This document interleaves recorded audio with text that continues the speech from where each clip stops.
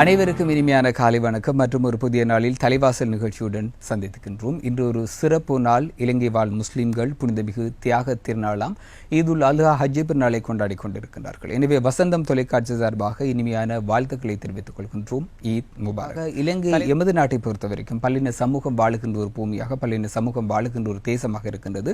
எனவே எங்களுடைய நாட்டை பொறுத்தவரைக்கும் எவ்வாறு நாங்கள் இந்த ஹஜ் பெருநாளை கொண்டாடலாம் போன்ற விடயங்கள் அடங்கிய ஒரு சிறப்பு நேர்காணலை பார்த்துவிட்டு வரலாம். யாவரும் கீழே பகுதியினூடாக.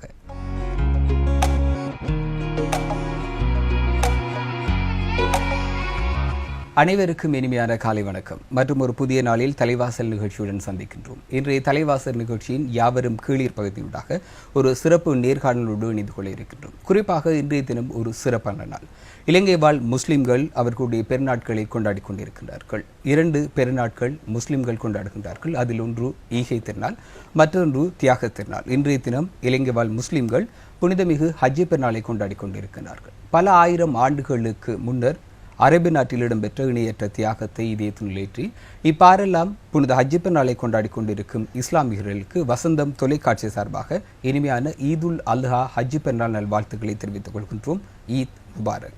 இன்றைய யாவரும் கீழில் சிறப்பு நேர்காணல் பகுதிக்காக விருது தந்திருக்கின்ற சிறப்பு அதிதி அல்ஹாஜ் அஷேக் HHM ஃபலீல் அவர்கள், சிரேஷ்ட விரிவுரையாளர் ஜாமியா நலிமியா கலாபீடம், ஆலோசனை மற்றும் ஒருங்கிணைப்புக்கான அமைப்பின் சூரா கவுன்சிலின் தலைவருமான HHM ஃபலீல் அவர்கள் வருகை தந்திருக்கிறார். அஸ்ஸலாமு அலைக்கும் வரஹ்மத்துல்லாஹி வபரகாத்துஹு. வலைக்கும் ஸலாம் வரஹ்மத்துல்லாஹி வபரகாத்துஹு. உங்களுக்கும் ஈத் முபாரக். பெருநாள் ஈத் முபாரக்.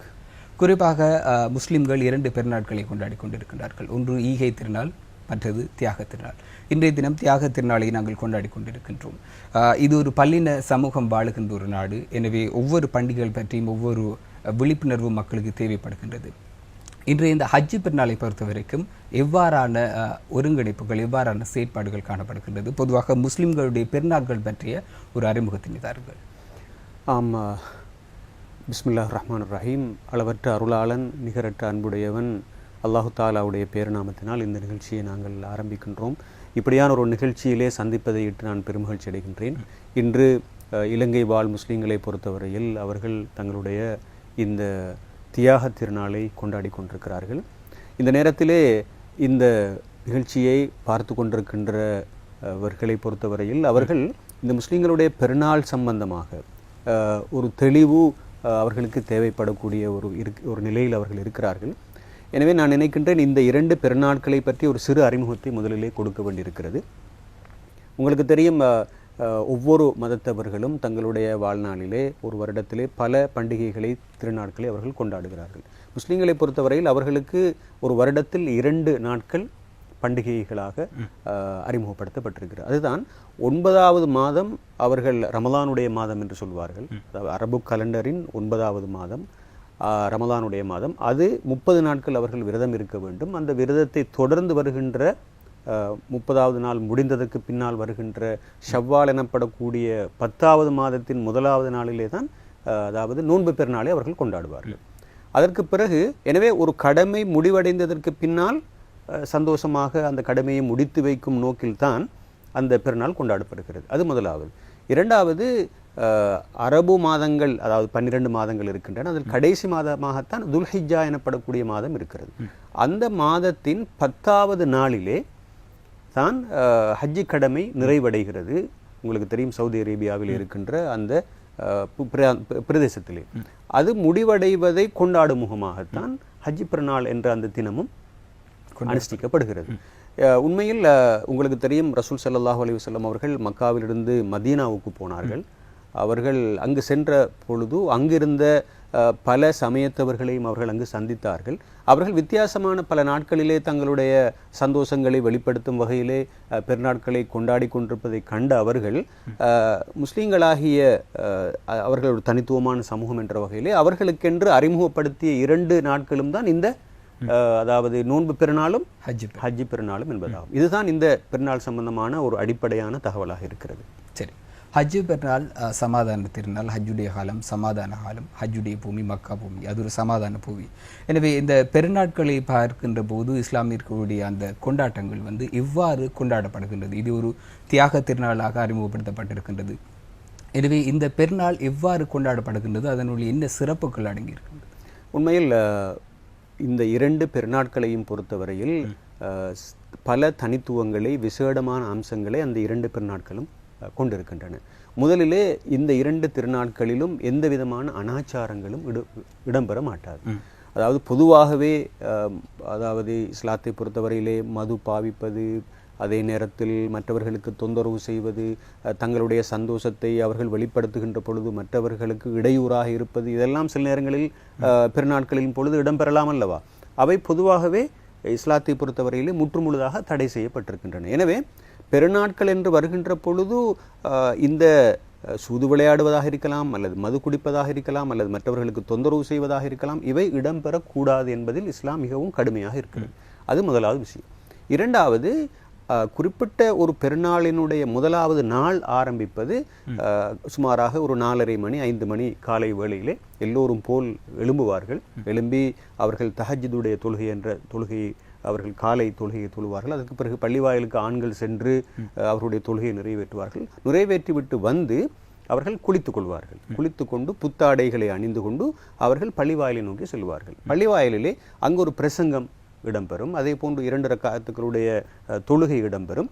அவற்றிலே எல்லோரும் கலந்து கொள்ள வேண்டும். சில நேரங்களில் பள்ளிவாயிலே அந்த தொழுகை இடம்பெறும், அல்லது அந்த பிரதேசத்தில் இருக்கின்ற மைதானத்திலே எல்லோரும் ஒன்று கூடுவார்கள். உண்மையில் நபி அவர்களுடைய ஹதீஸ்களின் படி பார்க்கின்ற பொழுது அவர்கள் பள்ளிவாயிலும் தொழுதிருக்கிறார்கள், திடலிலும் தொழுதிருக்கிறார்கள். ஆனால் திடல் தொழுகையை பொறுத்தவரையில் அந்த பிரதேசத்தில் இருக்கின்ற எல்லோரும் அந்த மைதானத்தில் ஒன்று கூட வேண்டும். அது ஆண்கள், பெண்கள், சிறுவர்கள், சில நேரங்களில் வயோதிபர்கள். பெண்களை பொறுத்தவரையில் சில நேரங்களில் அவர்களுடைய மாதாந்த உபாதைகள் இருந்தாலும் கூட அவர்கள் கட்டாயமாக வர வேண்டும் என்றுதான் பணிக்கப்பட்டிருக்கு. அங்கும் கூட ஒரு சகோதரத்துவம், ஒரு ஒருங்கிணைப்பு இருப்பதை நாங்கள் பார்க்கிறோம். குறிப்பாக ஹஜ்ஜி பெருநாள் தொழுகை முடிவடைந்ததற்கு பின்னால் அவர்கள் வீட்டுக்கு வந்து அவர்கள் மிருகங்களை பலியிடுவார்கள். அது ஒட்டகமாக இருக்கலாம், ஆடாக இருக்கலாம், மாடாக இருக்கலாம். பலியிட்டு அந்த பலியிடப்படுகின்ற அறுக்கப்படுகின்ற மிருகங்களுடைய இறைச்சி வந்து 3ஆக பிரிக்கப்பட வேண்டும். ஒன்று ஏழைகளுக்கு கொடுக்கப்பட வேண்டும், 2வது உறவினர்களுக்கு கொடுக்கப்பட வேண்டும், 3வது அந்த பலியிடுகின்றவர் தன்னுடைய குடும்பத்தின் தேவைக்காக வேண்டி அதனை எடுத்துக்கொள்ளலாம். குறிப்பாக அந்த தினத்திலே, அந்த பெருநாளுடைய தினத்தை பொறுத்தவரையில் யாரும் பசியோடு இருக்கக்கூடாது என்ற அந்த உயர்ந்த கோட்பாட்டோடு தான் அந்த அதாவது மிருகங்களை அறுத்து பலியிடுகின்ற அந்த விஷயம் இருக்கிறது. நீங்கள் சொன்னது போன்று இப்ராஹிம் அலைஹிஸ்ஸலாம் அவர்களும் கூட சுமாராக 4000 வருஷங்களுக்கு முன்னால் உலகத்திலே வாழ்ந்தவர்கள். அவர்களும் கூட கனவு காண்கிறார்கள் தன்னுடைய மகனை அறுத்து பலியிடுவதாக. எனவே அந்த கனவை தன்னுடைய மகனிடத்திலே வந்து சொல்லி இறைவனுடைய கட்டளையின் பேரில் அந்த மகனை அறுப்பதற்கு தயாராக இருந்த சந்தர்ப்பத்தில் தான் அல்லாஹு தாலா சுவர்க்கத்திலிருந்து ஒரு ஆட்டை அனுப்பி அதுக்கு பகரமாக பலியிடும்படி சொன்னான். உண்மையில் அங்கு ஒரு மனிதர் பலியிடப்படவில்லை. அது ஒரு அவருடைய தியாகத்தை மட்டீடு செய்வதற்கான ஒரு அடையாளமாகத்தான் அங்கு அது செய்யப்பட்டது. எனவே அதனை ஞாபகப்படுத்தும் வகையில், இப்ராஹிம் அலைஹிஸ்ஸலாம் அவருடைய அந்த தியாகத்தை ஞாபகப்படுத்தும் வகையில் தான் அந்த அதாவது நாமும் கூட இப்போது ஹஜ்ஜிக்கு சென்றவர்களும் இங்கிருப்பவர்களும் அந்த மிருகங்களை அறுத்து பலியிடுகின்ற அந்த நிகழ்ச்சி நடைபெறுகிறது. இதனுடைய அர்த்தம் முழு பெருநாளும் அறுத்து பலியிடுகின்ற அந்த நிகழ்வு தான் என்பது அல்ல. அந்த தினத்திலே உறவினர்களை சென்று பார்க்க வேண்டும். அனாதைகள் இருப்பார்கள், விதவைகள் இருப்பார்கள், அகதிகள் இருப்பார்கள், அவருடைய கண்ணீரை துடைக்க வேண்டும். இப்படியான பல சமூக ரீதியான காரியங்களிலே ஈடுபட வேண்டும் என்பதுதான் உண்மையில் அந்த பெருநாளுடைய நோக்கமாக இருக்கிறது.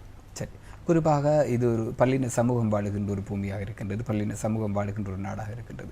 எமது நாட்டை பொறுத்த வரைக்கும் நாங்கள் எவ்வாறு இந்த பெருநாட்களை கொண்டாடி கொள்வது, எவ்வாறு அதனை நாங்கள் அனுஷ்டிப்பது போன்ற விடயங்களுக்கு பற்றி குறிப்பிடுகிறோம். உண்மையில் நாம் இந்த நாட்டை பொறுத்தவரையில் முஸ்லீம்களாகிய முஸ்லீம் சமூகம் சிறுபான்மையாக வாழ்கிறது. 100% என்று கூட சொல்லலாம். எனவே இந்த நாட்டில் இருக்கின்ற பெரும்பாலானவர்கள் எமது பௌத்த சகோதரர்கள், இந்து சகோதரர்கள், கிறிஸ்தவ சகோதரர்கள், அல்லது சில நேரங்களில் சில விகிதாசாரத்திலே எந்த மதங்களையும் பின்பற்றாதவர்களும் இருக்கலாம். எனவே அவர்களை பொறுத்தவரையில் நாம் எமது பெருநாளை கொண்டாடுகின்ற பொழுது அவர்களுக்கு அது எந்த வகையிலும் தொந்தரவாக அமையாமல் நாங்கள் பார்த்து கொள்ள வேண்டும். அது மிக முக்கியம். குறிப்பாக சில நேரங்களில் இந்த மிருகங்களை அறுத்து பலியிடுகின்ற அந்த நிகழ்வை பொறுத்தவரையிலே அதனை மிகவும் கண்ணியமாகவும் கௌரவமாகவும் மற்றவருடைய மனது புண்படாத வகையிலும் அமைத்து கொள்ள வேண்டியது மிகவும் அவசியமாக இருக்கிறது. ஏன்னா சில நேரங்களில் உதாரணமாக பசுவை எடுத்துக்கொண்டால், பசுவை ஒரு புனிதமான ஒரு மிருகமாக பார்க்கின்ற ஒரு நிலை இந்த நாட்டில் இருக்கின்ற பெரும்பான்மையினரிடத்திலே காணப்படுகிறது. அப்படிப்பட்ட ஒரு ஒரு மிருகத்தை நாங்கள் அறுக்கின்ற பொழுது அதனை ஒரு மறைவான இடத்திலே அறுத்துக்கொள்வது, அதே நேரம் அதனுடைய கழிவுகளை நாங்கள் மிகவும் பொருத்தமான முறையிலே அகற்றிக்கொள்வது போன்ற அந்த நடவடிக்கைகள் தான் கவனம் செலுத்த வேண்டுமே தவிர, மற்றபடிக்கு அவர்களுடைய மனதை புண்படுத்தும் வகையில் அல்லது அவர்களுடைய உணர்வுகளை கொச்சைப்படுத்தும் வகையில் நாங்கள் நடந்து கொள்வது என்பது உண்மையில் இஸ்லாமிய போதனைக்கு முரணானது என்பதை கவனத்திலே கொள்ள வேண்டும். உங்களுக்கு தெரியும், ஒரு ஹதீஸிலே வந்திருக்கிறது, நபி மொழியிலே வந்திருக்கிறது. ஸல்லல்லாஹு அலைஹி வஸல்லம் அவர்கள் சொன்னார்கள், பக்கத்து வீட்டுக்காரனுக்கு யார் தொந்தரவு செய்கிறாரோ அவருக்கு விசுவாசம் என்பதே கிடையாது. அதாவது அவருக்கு மார்க்கத்தின் மீதான விசுவாசத்தை அவர் இழந்தவராக கருதப்படுவார். எனவே அவர் முஸ்லீம்களாக அப்படிப்பட்டவர் கணிக்கப்பட முடியாது என்ற கருத்து வந்திருக்கிறது. அந்த அளவு தூரம், அதாவது மற்றவர்களுடைய உணர்வுகளை மதிக்க வேண்டும், மற்றவர்களோடு அந்யோன்யமாக பழக வேண்டும் நாம் வாழ்கின்ற இந்த நாடு. எனவே இந்த வகையில் இந்த பெருநாளை கொண்டாடுகின்ற பொழுது இவற்றை கவனத்திலே கொள்ள வேண்டும். அதே நேரத்தில் நாங்கள் அறுத்து பலியிடுகின்ற அந்த மிருகங்களுடைய இறைச்சியை பொறுத்தவரையில் அது முஸ்லீம்களுக்கும் அதனை கொடுக்கலாம். முஸ்லீம் அல்லாத சகோதரர்கள் சில நேரங்களில் பக்கத்து வீட்டில் அவர்கள் இருப்பார்கள், அவர்களுக்கும் கொடுத்து அவர்கள் விரும்பினால் நாங்கள் அவர்களுக்கு கொடுக்கலாம். எங்களுடைய வீடுகளிலே ஏதாவது பலகாரங்கள் நாங்கள் செய்வோமாக இருந்தால், சமைப்போமாக இருந்தால் அவற்றை முழு மனதோடு சந்தோஷமாக ஏனைய சகோதர இனத்தவர்களோடும் அவற்றை பகிர்ந்து கொள்வது எல்லா வகையிலும் நன்றாக இருக்கும் என்று நான் கருதுகிறேன். சரி, குறிப்பாக இந்த ஹஜ் பெருநாளை பொறுத்த வரைக்கும் இறுதி ஹஜ்ஜின் போது கண்மணி நாயகம் ஸல்லல்லாஹு அலைஹி வஸல்லம் அவர்கள் ஒரு உபதேசம் நிகழ்த்தியிருந்தார்கள். அதனுடைய உள்ளடக்கங்கள் அல்லது அதனுடைய தெளிவு பற்றி ஒரு விளக்கத்தை. உண்மையில் மொத்தமாக முஹம்மது ஸல்லல்லாஹு அலைஹி வஸல்லம் அவர்கள், அதாவது உலகத்துக்கு இஸ்லாத்தை அறிமுகப்படுத்திய முஹம்மது ஸல்லல்லாஹு அலைஹி வஸல்லம் அவர்கள் இந்த உலகத்திலே தன்னுடைய பிரச்சார பணியை ஆரம்பித்து 23 வருடங்கள் பிரச்சாரம் செய்தார்கள். மக்காவிலே 13 வருடங்கள் இருந்தார்கள், மதீனாவிலே அவர்கள் 10 வருடங்கள் இருந்தார்கள். இந்த 10 வருடங்கள் முடிவடைகின்ற சந்தர்ப்பத்திலே அவர்கள் மக்காவுக்கு ஹஜ்ஜி செய்வதற்காக வந்தார்கள். அந்த ஹஜ்ஜை நாங்கள் இறுதி ஹஜ்ஜி என்று சொல்வோம், ஹஜ்ஜத்துல் வதா என்று நாங்கள் சொல்வோம். அந்த ஹஜ்ஜிக்காக வேண்டி வந்த சந்தர்ப்பத்திலே அவர்களோடு சுமார் 1,44,000 தோழர்கள் இருந்தார்கள். அந்த அரஃபாவுடைய மலை என்ற ஒரு மலை இருக்கிறது. அதாவது ஹஜ்ஜிக்கு சென்றவர்கள் 9வது நாள் அந்த மைதானத்திலே கட்டாயமாக தங்க வேண்டும். அந்த இடத்துக்கு நபி அவர்கள் வருகிறார்கள். வந்து அங்கு இருக்கின்ற ஜபலுர் ரஹ்மா எனப்படக்கூடிய அருள் சுமந்த மலை என்ற ஒரு மலை இருக்கிறது. அந்த மலையிலே நின்ற வண்ணமாக ஒரு உபதேசத்தை செய்தார்கள். அந்த உபதேசத்திலே மிக முக்கியமாக அவர்கள் சுட்டிக்காட்டிய சில அம்சங்களை நாம் இந்த இடத்திலே கட்டாயம் பார்க்க வேண்டியிருக்கிறேன். ஏனென்றால் அவர்கள் செய்கின்ற அந்த உபதேசத்திலே அவர்கள் சொல்கிறார்கள், இதற்கு பிறகு நான் அடுத்த வருடங்களிலே உங்களோடு இருப்பவனோ இல்லையோ என்று எனக்கு சொல்ல தெரியாது என்று சொல்லிவிட்டு நீங்கள் மிகவும் நன்றாக செவிமடுக்க வேண்டும், நான் சொல்லுகின்ற காரியங்களை எத்தி வைக்க வேண்டும் மற்றவர்களுக்கு என்று அவர்கள் சொல்லுகிறார்கள். அதில் முதலாவது அவர்கள் சொன்னது என்னவென்றால், உயிர்களை நீங்கள் மதிக்க வேண்டும், மற்றவர்களுடைய மானங்களை மதிக்க வேண்டும், மற்றவர்களுடைய சொத்துக்களை நீங்கள் பாதுகாக்க வேண்டும் என்று சொல்லி காட்டினார்கள். சொல்லி காட்டுகின்ற சந்தர்ப்பத்தில் அவர்கள் சொன்னார்கள், இந்த நாங்கள் இருக்கின்ற மாதம் எப்படி புனிதமானதோ, அதாவது துல்ஹிஜ்ஜா மாதத்திலே யுத்தம் செய்வதற்கு தடை செய்யப்பட்டிருக்கிறது இந்த மாதத்திலே, அதே போன்று நாங்கள் இருக்கின்ற நாள், அதாவது அரஃபாவுடைய நாள் எவ்வளவு புனிதமானதோ, நாங்கள் இருக்கின்ற இடம், அதாவது இந்த அரஃபாவுடைய இந்த மைதானம் எவ்வாறு புனிதமானதோ கண்ணியமானதோ, அது போன்றுதான் ஒவ்வொருவருடைய மக்களே, ஒரு முஸ்லிம்கள் என்று மாத்திரம் அவர்கள் சொல்லவில்லை, மக்களே உங்களுடைய உயிர்கள் புனிதமானது, உங்களுடைய மானம் மரியாதை புனிதமானது, உங்களுடைய சொத்து செல்வங்கள் புனிதமானது, எனவே அவற்றிலே நீங்கள் கை வைக்கக்கூடாது. எனவே இஸ்லாம் என்பது உயிர்களை பாதுகாக்கின்ற மார்க்கம், உடைமைகளுக்கு உத்தரவாதம் கொடுக்கின்ற மார்க்கம், அதே போன்று மானம் மரியாதை பாதுகாக்கப்பட வேண்டும் என்று சொல்லுகின்ற மார்க்கம். அவர்கள் அந்த கடைசி உபதேசத்திலே அந்த விஷயத்தை வலியுறுத்தி சொன்னார்கள்.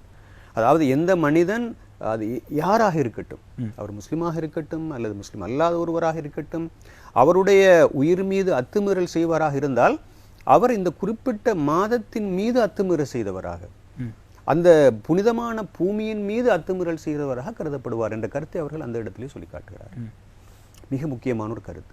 மேலும் அவர்கள் சொல்கிறார்கள், நீங்கள் பெண்கள் விடயமாக அல்லாஹ்வை பயந்து கொள்ளுங்கள், நான் பெண்கள் விடயமாக உங்களுக்கு நான் உபதேசம் செய்கிறேன், அவர்களை நீங்கள் சொந்தமாக்கி இருப்பது இறைவனுடைய, அதாவது அமானத் என்றால் அல்லாஹு தாலாவுடைய அமானிதமாகத்தான் நீங்கள் அவர்களை நீங்கள் கரம் பிடித்திருக்கிறீர்கள். எனவே நீங்கள் அவர்கள் விடயமாக கவனமாக நடந்து கொள்ள வேண்டும் என்று கடைசி அந்த உபதேசத்திலே அவர்கள் சுட்டி காட்டுகிறார்கள். அதுக்கான காரணம் இருக்கிறது, உங்களுக்கு தெரியும். அதாவது நபி அவர்கள் வருவதற்கு முன்னால் இருந்த அந்த அறியாமை காலத்திலே பெண்கள், குழந்தைகள் உயிரோடு புதைக்கப்பட்டார்கள். அவர்களுக்கு வாரிசுரிமை எதுவுமே இருக்கவில்லை. ஒரு தகப்பன், அதாவது ஒருவர் இறந்து விட்டால் அவருடைய மனைவியை மகன் அனந்தர சொத்தாக எடுத்துக்கொள்வார். அந்த அளவு தூரம் பெண்கள் அவமதிக்கப்பட்டார்கள். அவர்களுக்குரிய எந்த ஒரு உரிமையும் வழங்கப்படவில்லை. அப்படியான ஒரு காலகட்டத்திலே பெண்களுக்கு வழங்கப்பட்ட இந்த கண்ணியம் உண்மையில் மிகவும் சிறந்த ஒரு கண்ணியமாக கருதப்படுகிறது.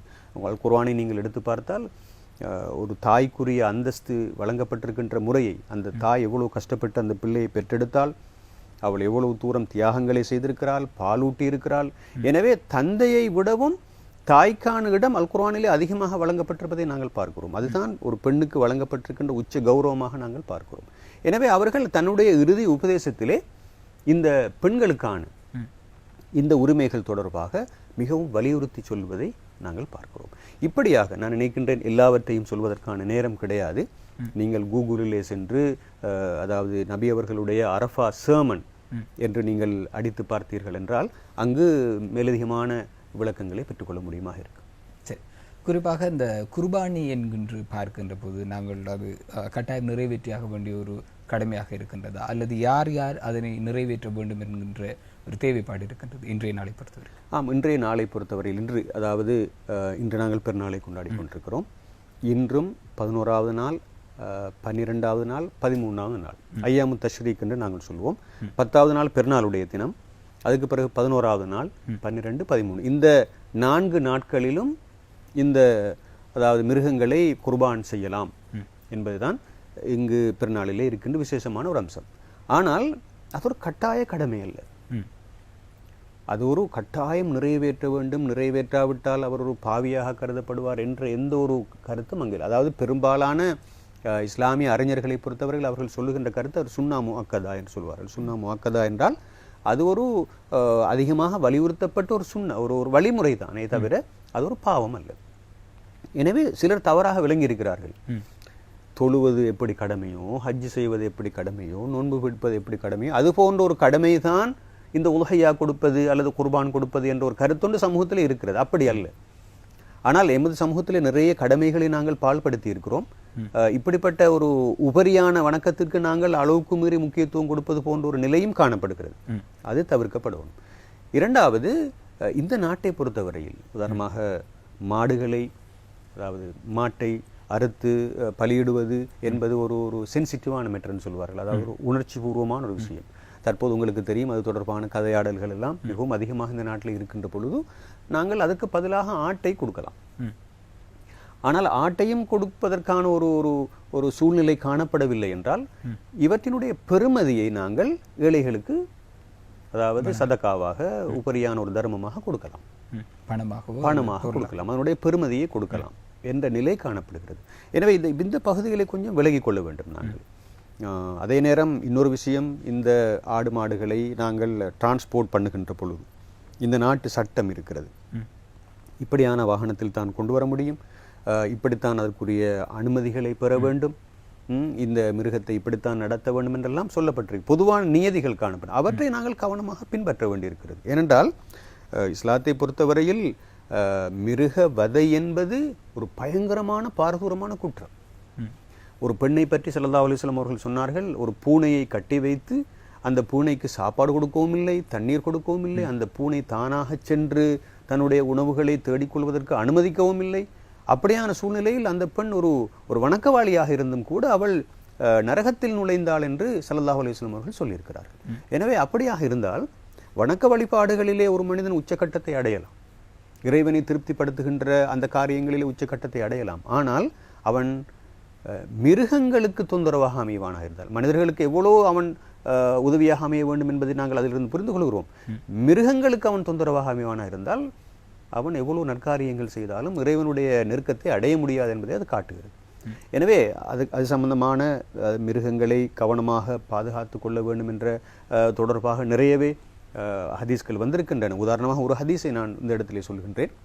நீங்கள் மிருகத்தை அறுப்பதற்காக கொண்டு வருகின்ற சந்தர்ப்பத்திலே உங்களுடைய கத்தியை நன்றாக கூர்மையாக்கி கொண்டுதான் நீங்கள் அந்த குர்பானை கொடுக்க வேண்டும். அப்படி இல்லாவிட்டால் 2 தடவை அந்த மிருகத்தை கொன்ற குற்றத்துக்கு நீங்கள் ஆளாகுவீர்கள் என்று ஸல்லல்லாஹு அலைஹி வஸல்லம் அவர்கள் சொல்லியிருக்கிறார்கள்.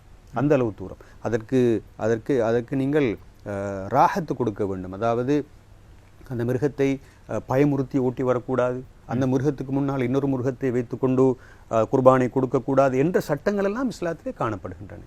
எனவே நான் நினைக்கின்றேன் அந்த வழிமுறையை நாங்கள் பின்பற்றுகின்ற சந்தர்ப்பத்திலே அதற்குரிய ஒழுங்குகளோடு பின்பற்றினால் இந்த நாட்டை பொறுத்தவரையில் பிரச்சனை இருக்க முடியாது என்பது என்னுடைய ஒரு பணிவான கருத்தாக இருக்கிறது. சரி, இன்றைய தியாக திருநாள் புனித ஹஜ் பெருநாளை கொண்டாடி கொண்டிருக்கின்றோம். எனவே பெண்கள் இன்றைய நாளில் எவ்வாறான கடமைகளை முன்னெடுக்க வேண்டும், அவர்களுடைய பணிவிடைகள் என்னவாக இருக்கின்றது? நான் ஏற்கனவே சொன்னது போன்று ரசூல் ஸல்லல்லாஹு அலைஹி வஸல்லம் அவர்கள் தன்னுடைய இறுதி உபதேசத்திலே இந்த உலகத்தை விட்டு பிரிவதற்கு சுமாராக ஒரு 3 மாதங்களுக்கு முன்னால் தான் அந்த உபதேசம் இடம்பெற்றது. அந்த உபதேசத்திலே அவர்கள் ஆயிரக்கணக்கான போதனைகளை இந்த உலகத்துக்கு அறிமுகம் செய்திருக்கிறார்கள். அந்த போதனைகளில் குறிப்பாக வலியுறுத்திய போதனைகள் தான் அந்த இறுதி உபதேசத்திலே அடங்கியிருந்தது. அந்த போதனைகளில் மிக முக்கியமான ஒரு போதனை தான் இஸ்தௌசு பின் நிசாஇ கைரன் வத்தகுல்லாஹ ஃபின் நிசா, நீங்கள் அல்லாஹ்வுடைய பெண்களுடைய விடயத்தில் அல்லாஹு தாலாவை பயந்து கொள்ளுங்கள் என்று, அதே போன்று பெண்களோடு நல்ல முறையில் நடந்து கொள்ளுங்கள் என்று. அப்படி பார்க்கின்ற பொழுது இந்த குறிப்பாக பெருநாளில் மாத்திரமல்ல, பொதுவாக எமது அன்றாட வாழ்க்கையிலே அவர்கள் மென்மையானவர்கள். உங்களுக்கு தெரியும், உணர்வு ரீதியாக ஆண்களை விடவும் சற்று கூர்மையானவர்கள். எனவே அவர்களை நாங்கள் கையாளுகின்ற சந்தர்ப்பத்திலே அவர்களுக்குரிய உச்சகட்ட மதிப்பை, கண்ணியத்தை நாங்கள் கொடுத்து நடந்து கொள்ள வேண்டும். குறிப்பாக இந்த நாளை பொறுத்தவரையில் இந்த அம்சங்களை நாங்கள் கவனத்தில் எடுக்க வேண்டும் என்பதுதான் என்னுடைய அபிப்பிராயமாக இருக்கிறது. சரி, இது தியாக திருநாளாக இருக்கின்றது. முஸ்லிம்கள் இன்றைய தினம் இந்த பெருநாளை கொண்டாடி கொண்டிருக்கின்றார்கள். இஸ்லாத்துடைய 5வது கடமையின் இறுதி கடமையாக இருக்கின்றது ஹஜ் கடமை. எனவே இன்றைய நாளை நாங்கள் பொறுத்த வரைக்கும் பள்ளிவாசலுக்கு செல்கின்றது, வணக்க வழிபாடுகளில் ஈடுபடுவது, அதே நேரத்தில் குர்பான் கொடுப்பது, உறவுகளோடு கொண்டாடுவது, இதையும் தாண்டி இந்த பெருநாளை பொறுத்த வரைக்கும், எமது நாட்டை பொறுத்த வரைக்கும் என்ன வகையான செயற்பாடுகளை நாங்கள் கடைபிடிக்க வேண்டியிருக்கின்றது? வழக்கமாக உங்களுக்கு தெரியும், பெருநாட்கள் அல்லது திருநாட்கள் என்றெல்லாம் வருகின்ற பொழுது மனிதர்கள் சற்று சந்தோஷமாக இருக்க விரும்புவார்கள் அல்லவா? சற்று சந்தோஷமாக இருக்க விரும்புவார்கள், சற்று உல்லாசமாக இருக்க விரும்புவார்கள். அதற்கு எந்த தடையும் கிடையாது. ஆனால் ஆகுமாக்கப்பட்ட அந்த எல்லைக்குள் அந்த சந்தோஷத்தை கொண்டாடி கொள்ள வேண்டும். அதாவது இனிப்பு பண்டங்களை சாப்பிடுவதாக இருக்கலாம், அல்லது மேலதிகமான உணவுகளை தயாரித்து தாமும் சாப்பிடுவதோடு தமது உறவினர்களுக்கும் அவற்றை அனுப்பி அவர்களோடு சந்தோஷமாக இருப்பதாக இருக்கலாம். அவற்றை அனுமதிக்க முடியும். 2வது, உறவினர்களுடைய வீடுகளுக்கு சென்று, உதாரணமாக தாய் தகப்பனுடைய வீடுகள், உறவினர்களுடைய வீடுகள், நண்பர்களுடைய வீடுகள், சில நேரம் நோயாளிகளுடைய வீடுகள், அனாதைகளுடைய வீடுகள், இவர்களுக்கு இங்கே சென்று பண ரீதியான அதாவது ஒத்துழைப்புகளை நாங்கள் வழங்கலாம். அவர்களோடு இருந்து நல்ல முறையிலே கதைத்து விட்டு நாங்கள் வரலாம். அவர்களுக்கு ஆறுதல் தேவைப்படலாம், அவர்களை உற்சாகப்படுத்த வேண்டியிருக்கலாம். எனவே அப்படி செய்யலாம். அதே போன்று உல்லாச பயணங்களை நாங்கள் மேற்கொள்ளலாம். அதில் தவறு கிடையாது. அப்படித்தானே, ஒரு பிறநாள் வந்து விட்டால் சற்று உல்லாசமாக ஒரு பயணத்தை போய்விட்டு வரவோமே என்று யோசிப்பார்களே, அதிலே தவறு கிடையாது. ஆனால் தவிர்க்கப்பட வேண்டிய விஷயம் என்னவென்றால் வீண் விரயம் கூடாது. அந்த இடத்திலே நாங்கள் எமது பணத்தை பாவமான காரியங்களிலே நாங்கள் செலவிடக்கூடாது. இப்படியான இந்த வரையறைகளை பேணிய நிலையிலே நாங்கள் இவற்றை கடைபிடிக்க முடியும். உங்களுக்கு தெரியும், இந்த அண்மை காலத்திலே நாட்டிலே ஏற்பட்ட சில அசம்பாவிதங்களின் காரணமாக பலர் தங்களுடைய தொழிலை இழந்திருக்கிறார்கள். உங்களுக்கு தெரியும், பலர் தொழிலை இழந்திருக்கிறார்கள், சிலர் புறக்கணிக்கப்பட்ட நிலையில் இருக்கிறார்கள். அது எல்லா சமூகங்களிலும் அது இருக்கிறது. உங்களுக்கு தெரியும், இந்த ஈஸ்டர் தாக்குதலை நான் எடுத்து பார்த்தால் எமது கிறிஸ்தவ சகோதர சகோதரிகள் பலர் நோய்வாய்ப்பட்டு எங்கே வைத்தியசாலைகளில் இருக்கிறார்கள். சிலர் ஊனமாக இருக்கிறார்கள். சிலருடைய குடும்பத்திலே சிலர் அவர்கள் இறந்து போயிருக்கிறார்கள். அப்போது அவர்களுக்கும் ஆறுதல் தேவைப்படுகிறது. அவர்களை சென்று நாங்கள் பார்க்க வேண்டும் இந்த பெருநாள் தினத்திலே. அதே போன்று எங்களுடைய பலர் இந்த வியாபார ரீதியாக பாதிக்கப்பட்ட நிலையில் இருக்கின்ற பொழுது அவர்களுக்கு சென்று நாங்கள் எமது பண உதவிகளை நாங்கள் செய்யலாம். இதையெல்லாம் உபரியானவை என்று சொல்லுவதை விடவும் இது மார்க்கத்தின் அடிப்படையான அம்சங்கள் என்று சொல்வது தான் பொருத்தமாக இருக்கும். எனவே இந்த பெருநாளுடைய தினத்திலே நான் ஏற்கனவே சொன்னது போன்று மது அருந்துவது, சூது விளையாடுவது, பட்டாசுகளை கொளுத்தி மற்றவர்களுக்கு தொந்தரவாக இருப்பது, அல்லது பாதைகளிலே நின்ற வண்ணம் விளையாடி கொண்டு கிளித்தட்டு விளையாடுவது அல்லது கிரிக்கெட் விளையாடுவது போன்றவற்றிலே ஈடுபட்டு கொண்டு மற்றவர்களுடைய போக்குவரத்துக்கு இடையூறாக இருப்பது என்பவற்றையெல்லாம் முற்று முழுதாக நாங்கள் தவிர்த்து கொள்ள வேண்டும். அது ஆடைகளை அணிவதாக இருக்கலாம், அல்லது தின்பண்டங்களை உண்பதாக இருக்கலாம். இவற்றிலும் கூட ஒரு ஒரு ஒரு ஒரு கட்டுப்பாட்டை, ஒரு வரையறையை நாங்கள் வைத்துக் கொள்வோமாக இருந்தால் இந்த பெருநாளை உரிய முறையில் கொண்டாடிய அந்த பாக்கியத்தை நாம் பெறலாம். சரி, குறிப்பாக இன்றைய நாள் ஒரு தியாக உணர்வோடு கொண்டாடப்பட வேண்டிய ஒரு நாளாக இருக்கின்றது. 2 பெருநாட்கள், ஈகை திருநாள், அதே போன்று தியாக திருநாள். ரமலானுடைய காலத்தை பொறுத்த வரைக்கும் அது எங்களுக்கு ஒரு உணர்வு பூர்வமான பாடத்தினை கற்றுத்தருக்கின்றது. இந்த பெருநாளை பொறுத்த வரைக்கும் இது ஒரு தியாக திருநாள், எங்களுக்கு தியாகம் சார்ந்த விடயத்தினை கற்றுத்தருக்கின்றது. எனவே இறுதியாக இன்றைய தின பெருநாளை கொண்டாடி கொண்டிருக்கின்ற உறவுகளுக்கு உங்களுடைய கருத்து? நான் சொல்வது, நாங்கள் இந்த பெருநாளை சந்தோஷமாக கொண்டாடி கொண்டிருக்கின்ற சந்தர்ப்பத்திலே உலகத்திலே நிறைய பேர் நோய்களோடு, வறுமையோடு, கஷ்டத்தோடு இருந்து கொண்டிருக்கிறார்கள். அவர்களையும் நாங்கள் நினைத்து பார்ப்போம். அவர்களுடைய கண்ணீரை நாங்கள் துடைப்போம். அவர்களுடைய கஷ்டத்திலே நாங்கள் பங்கெடுப்போம். அவர்களுக்கு உற்சாகம் தேவைப்படலாம், அவர்களை உற்சாகப்படுத்துவோம். அவர்களை நாங்கள் தேற்றுவோம். எனவே இப்படியான இந்த அதாவது விஷயங்களிலே இந்த பெருநாள் தினத்திலே நாங்கள் கவனம் செலுத்த முடியுமாக இருந்தால் இறைவனுடைய அருள் எங்களுக்கும் உங்களுக்கும் கிடைக்கும் என்றதுதான் என்னுடைய செய்தி. எனவே நாங்கள் இந்த பெருநாளை அனுபவிப்பது என்பதற்கு அப்பால் சென்று இந்த பெருநாளுடைய தினத்திலே பாதிக்கப்பட்டவர்களும் இந்த பெருநாளுடைய சந்தோஷத்திலே கலந்து கொள்வதற்கான ஒரு ஏற்பாட்டை செய்ய வேண்டும் என்பதுதான் நான் விடுக்கின்ற செய்தியாக இருக்க முடியும். சரி, எனவே இந்த அளவில் இன்றைய யாவரும் கேளீர் பகுதியுடைய சிறப்பு நேர்காணல் பகுதிக்காக வருகை தந்து ஹஜ் பெருநாளுடைய சிறப்புகள், அதனை நாங்கள் எவ்வாறு கொண்டாடுவது, இலங்கையை பொறுத்த வரைக்கும் ஹஜ்ஜினுடைய சிறப்புகள் பற்றி ஒரு தெளிவான சிறப்புரையாற்றிய அல்ஹாஜ் அஷேக் SHM ஃபலீல் சிரேஷ்ட விரிவுரையாளர் ஜாமியா நலிமியா கலாபுடம், அதே போன்று சமாதான மற்றும் ஒருங்கிணைப்புக்கான அமைப்பின் சூரா கவுன்சிலுடைய பிரதி தலைவருமான அல்ஹாஜ் அஷேக் SHM ஃபலீல் அவர்கள் சிறப்பித்திருந்தார்கள். ஜஸாகுமுல்லாஹ் கைர். ஜஸாகுமுல்லாஹ் கைரன். வலைக்கும் அஸ்ஸலாம் வரஹ்மத்துல்லாஹி வபரகாத்துஹு. சரி, இந்த அளவில் இன்றைய யாவரும் கேளில் சிறப்பு நேர்காணல் பகுதி நிறைவுக்கு வருகின்றது. இன்றைய தினம் தியாகத்தின் நாள் தான் புனிதமிகு ஹஜ் பெருநாளை கொண்டாடி கொண்டிருக்கின்ற முஸ்லிம்களுடைய பெருநாள் பற்றிய ஒரு சிறப்பு பார்வையினை பார்த்திருந்தோம். இந்த நிகழ்ச்சி உங்களுக்கு பயனுள்ள விதத்தில் அமைந்திருக்கும் என்ற நம்பிக்கையில் நாங்கள் யாவரும் கேளில் சிறப்பு பகுதியிலிருந்து விடைபெறுகின்றோம். தொடர்ந்தும் தலைவாசல் நிகழ்ச்சியோடு இணைந்திருங்கள்.